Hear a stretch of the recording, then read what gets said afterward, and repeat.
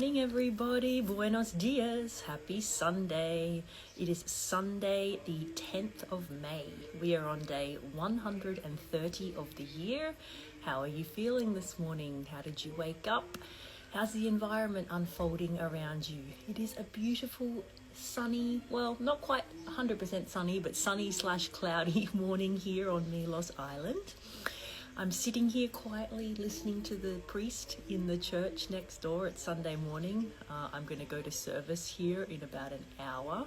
The Orthodox churches here Orthodox Christian churches here in Greece are just absolutely incredible. And as a muralist, I just love standing in there and just being in awe of the artwork on the ceilings, on the walls, just everywhere. And obviously I don't speak Greek, but just being inside that environment in such a beautiful, beautiful space that's just devoted to worship, listening to the service in Greek, there's something about it. Even though I'm not a Christian, I'm not religious, I've always really loved places of worship, and I feel like Orthodox Christianity, there's just something about it, about the churches and the artwork that's inside of the churches that is just very, very powerful for me. Not just as an artist, but just in general, just to experience that. So that's definitely something that I'm leaning into during my travels. I was also doing it a lot in Bulgaria.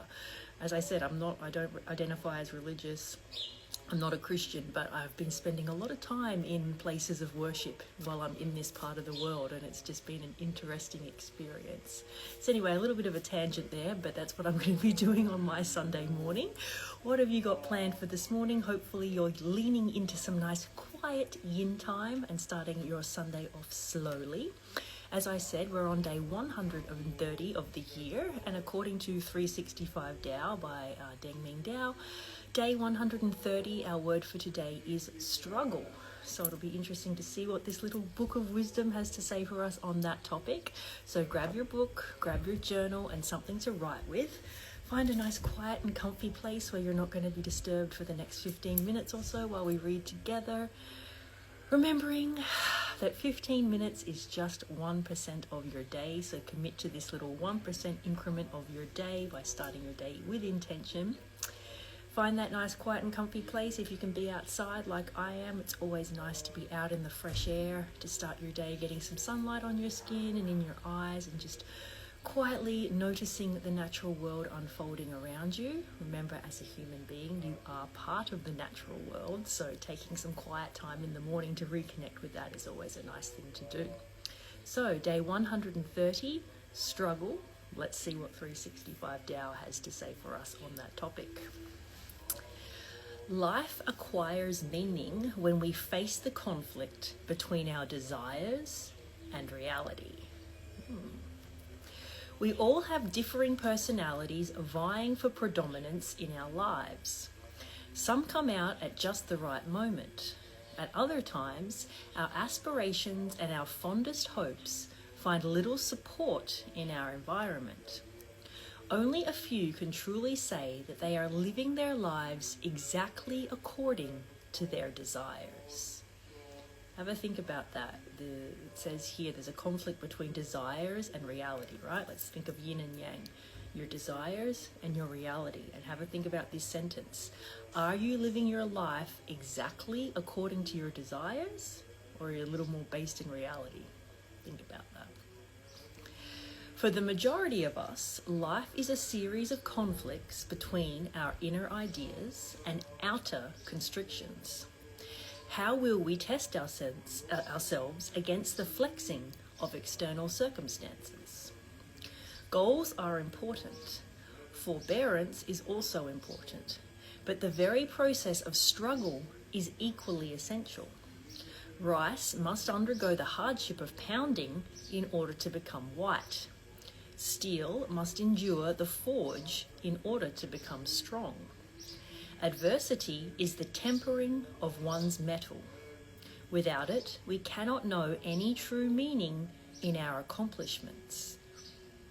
That's an interesting concept. We cannot know any true meaning in our accomplishments without adversity, which means there has to be some form of struggle, some form of adversity to really understand the true meaning of what we have accomplished. I guess what that really means is if it was just handed to you on a platter and you didn't actually have to work for anything, you don't see the value in it. I'm sure that that's a sentiment that you've heard at different points throughout your life. Of course, when things happen without struggle, it does not mean that we did not deserve it. A musician may compose a brilliant piece in an afternoon. An artist will dash off a masterpiece in a single setting. A writer will write significant passages as if they were dictated. Each might say, "It happened so fast," but in reality, it took all of them years of dedication and struggle to come to that moment of climax. Wow, this one is like so poignant for me, especially as it says here, an artist will dash off a masterpiece in a single setting, yes, but that's after it's taken them 10, 20, 30 years of honing their skill, of practicing, of dedication and struggle to be able to get to the point where they can do it in one sitting. That's very, very important, because people don't see that. They don't see the 10 years, the 20 years, the dedication, the practice, the struggle. They just see you doing something quickly and with such skill. They're like, "Oh wow, look how quickly you did that." Like, no, I didn't. It might be quick in this context right now, but it took me 30 years to be able to do it that quickly. This is really important information. I'm going to continue. Even the virtuoso performance is the tip. Thus, even the virtuoso performance is the tip of a lifetime of struggle, and the gem of meaning is set into the metal of long perseverance. Wow, this one really resonates with me because this, directly relates to my vocation.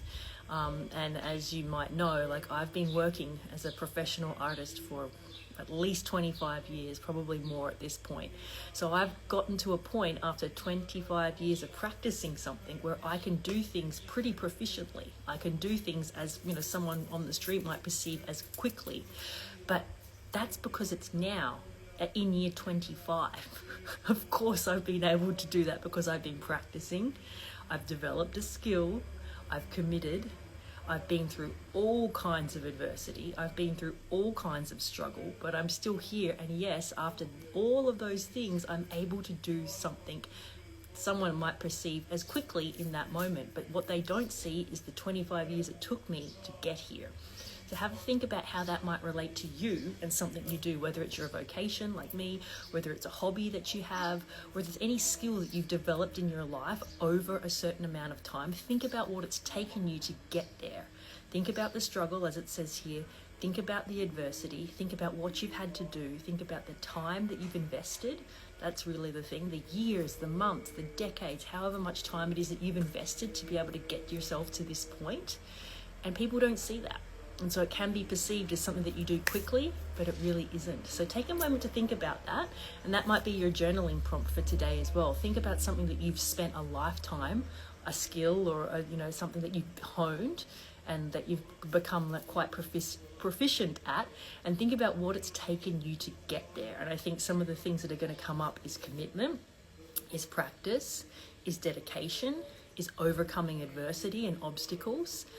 All of these things that you've had to do, and I guess you could say here the struggles, because that's our word for today, the struggles that you've had to endure to become the person that you are, the skill that you have, the vocation that you have, or whatever it is. Think about all of those things that have made you the person you are today. And yes, what we see now, what we see in the present moment is for sure, it's amazing. It's I guess you could say the accomplishment of all of those things, but never forget what it took for you to be able to get here. So I invite you to reread this in your own time and go back through and pull out any sentences that are particularly poignant to you from this one. But take a few moments to think about that skill that you've developed in your life. And then when you see somebody that's a master of their craft, even today, perhaps look out for that as you're going about your day. If you see somebody doing something with what looks like a lot of ease, a lot of proficiency, they're doing it quickly, they're doing it well, don't be like, "Oh wow, look at that, it happened so fast," which is a natural thing to assume. Take a moment to think about the dedication that person has put in to be able to get to that level. Think about what they've done. Think about the struggles they've been through, the things that you don't see, the behind the scenes efforts that it's taken for them to become who they are today. And that also applies to you. So on that note, I wish you a beautiful, beautiful Sunday. Thank you so much for being here for 130 days, and I will check in with you tomorrow. Bye.